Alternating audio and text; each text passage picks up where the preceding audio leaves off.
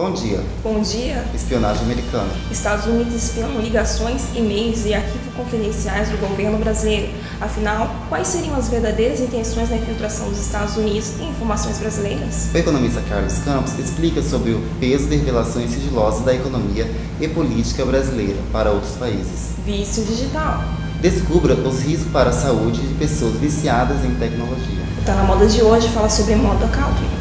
Tendência country cresce entre universitários amantes da moda de viola e música sertaneja na capital. No esporte, Cuiabá Sinal intensifica os treinos para trazerem mais vitórias para a capital. Agora no Jornal Unique.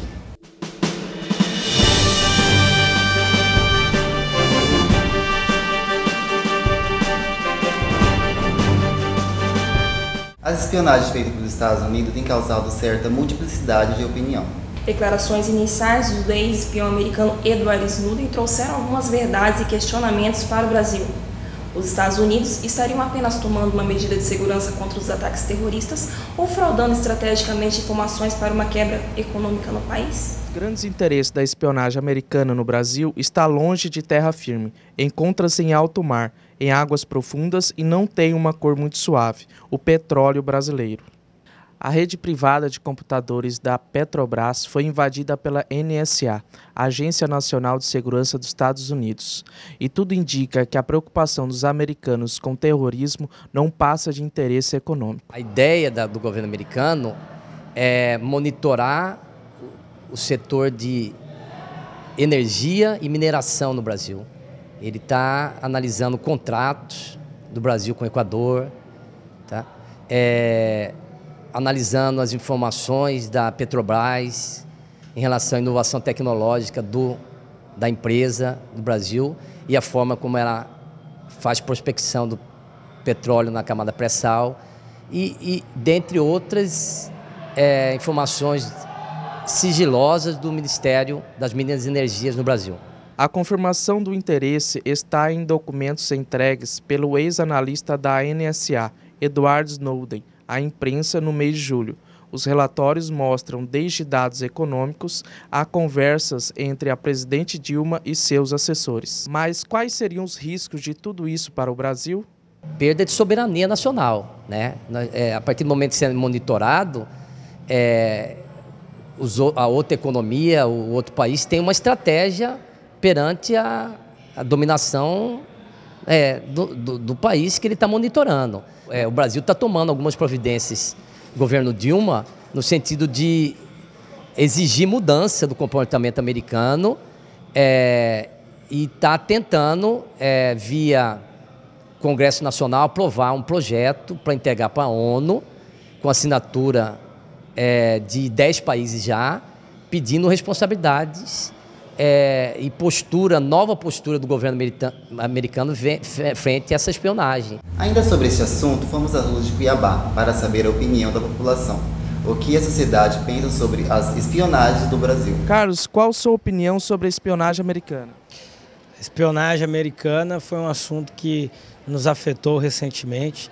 Nos coloca em extrema preocupação porque afronta essa questão de política, relações internacionais, né? Coloca o Brasil em uma situação de perigo, uma vez que uma outra nação investiga e adentra em situações de sigilo, de política interna brasileira. E é um golpe contra a defesa do país. Eu acho que a Dilma tinha que ter sido mais contundente na resposta ao Obama e tal. Eu achei que ela foi muito pacífica a respeito do assunto. O Brasil não tem esquema assim de forças armadas. Eu vou falar assim, o Brasil é um país fraco em referência aos Estados Unidos. Qualquer coisa que eles têm influência, eles usam o Brasil, certo? Aí eles espionam praticamente o Brasil porque a gente depende muito deles, eles dependem muito da gente em recursos minerais, assim, soja, esse tipo de coisa. Assim, eles levam vantagem nessa espionagem, entendeu? Eu entendo que a espionagem no Brasil, os Estados Unidos ele tem um certo interesse pelo petróleo. Aconteceu no Iraque, está acontecendo no Irã, está acontecendo também que eles estão tentando, com esse problema com a Síria, se aproveitando daquela guerra civil. E o Brasil, devido ao fato de ter achado uma grande jazida de petróleo, tá? E que vai levar em torno aí de mais ou menos uns 50 anos para ele começar a se a escassez do petróleo dessa reserva. Então eu penso o seguinte, eu acho que eles estão de olho no nosso petróleo. Primeiramente, que na minha opinião não seria nenhuma novidade, porque uma potência como eles tem domínio e controle sobre muitas outras potências mundiais. Eu só achei assim, de tal forma escrachada, uma falta de respeito contra a nossa nacionalidade e outras no exterior, né? Ferindo assim vários princípios, tanto os humanos como constitucionais, políticos, entre outras coisas. Professora, qual a sua opinião sobre a espionagem americana no Brasil? Eu não concordo, né? Acho que os países têm sua autonomia, né? E têm seus segredos também, né? Que devem ser mantidos. E não concordo. Confira no próximo bloco as possíveis soluções para a reforma política e quais as mudanças necessárias para que isso saia do papel. Agora são 7h10, voltamos já.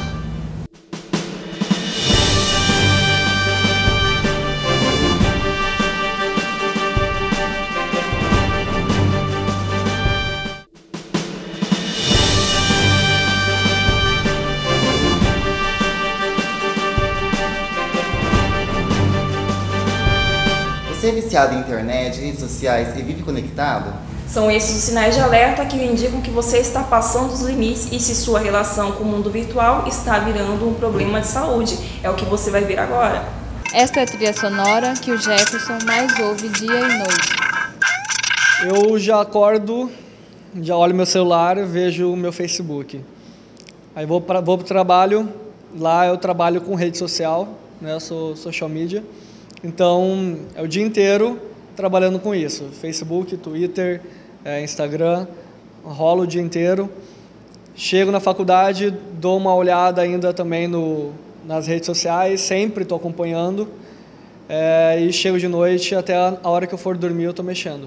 Ele passa 18 horas seguidas em frente ao computador, navegando na internet e já teve problemas por causa disso. Quando eu era mais novo, quando eu estava ainda na escola, teve minha mãe chegar ao ponto de levar o cabo da internet para o trabalho dela, porque se tivesse ali em casa eu ia achar, eu ia pegar e ia conectar no computador para jogar. Até já teve de eu pegar o cabo do vizinho escondido, sem minha mãe saber, e aí eu ter que usar para poder entrar na internet e estar jogando, que era muito viciado em jogos online. Quando a diversão de estar conectado, seja jogando, conversando com os amigos ou simplesmente navegando pela rede, deixa de ser saudável, vira uma compulsão, os psicólogos comparam o vício à internet com dependência química e dizem que a chave para saber se há ou não algum problema é identificar os prejuízos. De uma dependência química, que é uma coisa que caracteriza todo vício, se é prejudicada outras áreas da vida da pessoa, tem as mesmas características. É necessário moderação com tudo na vida. Eu acho que a vida moderna ou pós-moderna tem muitos ganhos, a própria questão da internet, da tecnologia, melhora muito a vida do homem. Mas se ele resume a vida só nisso, há prejuízo. Outros sinais indicam vícios. Não dormir ou pular refeições para ficar conectados. Ouvir reclamações constantes dos amigos e da família em relação ao tempo gasto com a internet. O William não consegue largar o celular nem quando está dormindo. Então, assim, eu converso diariamente com muitas pessoas, Facebook é 24 horas, WhatsApp também, até mesmo na cama, como eu tenho um celular que tem internet, então, assim, eu deitado, eu fico postando coisas, curtindo, conversando com as pessoas, eu não desligo nunca. Ele tem vários perfis em redes sociais e só pensa em postar, postar e postar, até em situações inusitadas. Então, uma vez eu fui ao supermercado e assim, eu me distraí fazendo compras, o mercado começou a fechar, todo mundo começou a sair e eu fiquei lá. Quando eu percebi, eu estava sozinho. E eu, ao invés de pedir socorro, eu comecei a postar. Estou dentro do supermercado, todo mundo foi embora, me abandonou, comecei a tirar fotos, postar no Facebook. E foi assim, para minha surpresa, teve vários comentários, várias curtidas, ninguém acreditou, mas todo mundo curtiu, comentou, e aí é o que vale. Pois é, a gente fica aqui conectado, recebendo as notícias durante a reportagem. Recebi uma mensagem de uma colega dizendo, acho que estou viciado. E você respondeu imediatamente que eu vi. É verdade, Claudemir. Quer saber qual é seu nível de dependência? Se conecte. Nós preparamos um teste para você. E esse teste está na nossa página da internet. Agora vamos saber como fica o tempo para esse fim de semana. Wes, as últimas chuvas darão uma trégua? Olá, Claudemir. Olá, Mirella. Sim, a chuva vai dar uma folga esse final de semana e o sol volta com força no domingo. Em Cáceres e em Inópolis, as máximas não passarão dos 35 aos 39 graus e não há previsão de chuva para esse fim de semana. As chuvas que chegaram junto com a primavera perdem força neste fim de semana. A previsão é de temperaturas elevadas em todo o estado. A máxima é de 39 graus em Cuiabá, 35 em Jaciara e 33 em Rondonópolis. E essa será uma tendência para os próximos dias, Wes? Será assim, Claudemir. Isso porque uma massa de ar quente vinda do Nordeste avança sobre o norte do estado, deixando as temperaturas nessas regiões ainda mais elevadas, incluindo grande parte do Sudeste e Sul do estado. Além do calor, o tempo seco predomina e faz a umidade relativa do ar cair em todo o estado. Na capital, a umidade não deve passar dos 40%.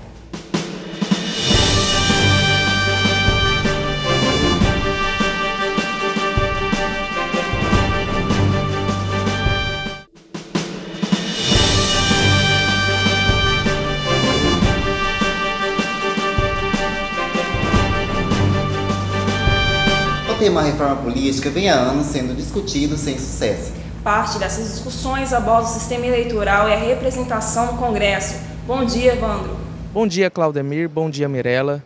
As últimas manifestações têm levantado um assunto que era pouco conhecido pela população, reforma política. Para discutirmos um pouco mais sobre esse assunto, estamos aqui com o cientista político Lourenberg Alves. Reforma política, crise de representatividade, o que isso realmente nos diz? No mês de junho, principalmente a partir do dia 13 de junho, que a manifestação popular se tornou mais forte, mais intensa, aparece os políticos e, sobretudo, a presidente Dilma convocando um plebiscito, uma constituinte, para pensar na reforma política, como se a reforma política fosse o grande remédio para resolver todos os nossos problemas. Quando, na verdade, discute-se reforma da legislação eleitoral e não a reforma política. Lourenberg, qual seria essa diferença entre legislação, reforma dessa legislação e reforma política? É claro e evidente que toda a legislação eleitoral brasileira deve ser mexida porque existem alguns anacronismos dentro da legislação eleitoral. Por exemplo, ainda a existência do quociente eleitoral. Né? Ou seja, traduzindo em miúdos, na democracia um voto não tem valor de um voto. Mexer com a legislação eleitoral é um dos itens da reforma política. E o que é de fato a reforma política? A reforma política é a reforma do próprio Estado. É você fazer uma reeleitura do Estado brasileiro, que está na hora de fazer essa leitura. O que se discute seria, portanto, a reforma da legislação. Quais seriam os pontos dessa reforma que está colocando em pauta hoje? Fala-se, por exemplo, em financiamento público de campanha. Proibiria-se o investimento, a doação de empresas particulares, de empresas privadas, doações da pessoa física para as campanhas eleitorais, porque nós teríamos aí um investimento público para todas as campanhas. Em tese, as pessoas que defendem o financiamento público de campanha partem do pressuposto de que, com o financiamento público de campanha, você iguala o jogo, coloca todos os candidatos de forma igual no jogo político. Segundo esses defensores, acabaria com o Caixa 2. O financiamento público de campanha não acaba com o Caixa 2. Por exemplo, na Espanha, existe o financiamento público de campanha. Nem por conta disso, desapareceu por vez o Caixa 2. Um outro que discute muito é a questão do voto facultativo. O voto obrigatório, né? Nós vamos às urnas, nós somos obrigados a ir. Os seus defensores dizem que transforma o jogo mais democrático. Permite que as pessoas pensam a respeito de ir votar ou não. Nesse aspecto, há um ponto positivo aí. Mas, por outro lado, nós não podemos perder de vista que a cada 2 anos os eleitores brasileiros vão às urnas, mas tão somente a cada 2 anos. Porque quando aparece na urna eletrônica a palavra fim, a imensa maioria dos eleitores pensa que acabou o seu papel, é o fim do seu papel como cidadão, quando na verdade não é. É o início do seu grande papel. A gente tem que evitar sermos tão somente eleitores e passarmos a ser de fato cidadãos. A população estaria preparada para essa reforma da legislação? A questão do voto, o voto facultativo, eu diria que deveríamos esperar até 2018, com 2 grandes eleições gerais. Nós poderíamos estar trazendo uma série de explicações para a população para perceber a importância do voto facultativo. Não é o fato do voto deixar de ser obrigatório que ele deixa de ser importante, mas é necessário também despertar as pessoas de um outro aspecto. É preciso a formação do cidadão, toda uma formação que nós precisamos para depois nós percebermos a importância que é o nosso papel como cidadão no jogo político eleitoral. Obrigado, Lorenberg. Voltamos aos estúdios. E no próximo bloco, vamos saber um pouco mais sobre o esporte mato-grossense. Você fica com imagem do céu de Cuiabá, com temperaturas de 32 graus. Voltamos já.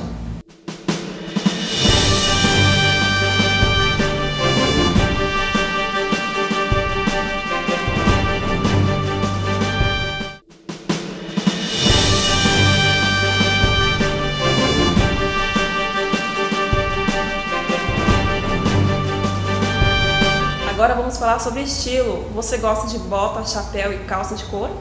O Tá Na Moda de hoje traz um pouco sobre o estilo country que tem feito a cabeça dos jovens.